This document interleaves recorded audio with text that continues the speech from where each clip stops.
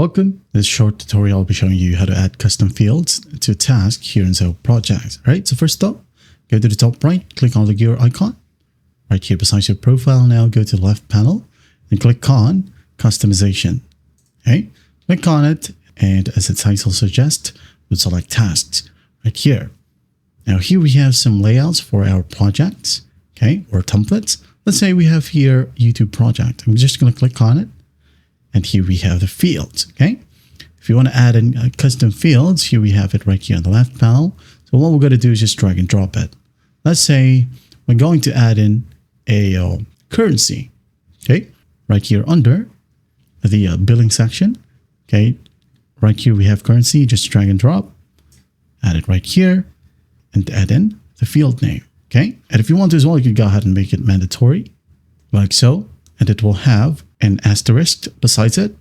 If not, just leave it. Field name, currency. Default value, leave it blank. Hint for this field, select your currency, okay? And if you want to enable PII or PHI, says here, the data in this field can potentially identify an end user or reveal the user's health information. Encrypt the field if you want to. If not, just click on Add to Layout.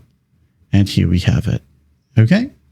If you want to add in some more, just go ahead and drag and drop. And once done, don't forget to hit on Save Layout right here, and you're good to go. That is it. That is how you add custom field to a task here in Zoho Books. Well, I hope this video helps, and I'll see you in the next one.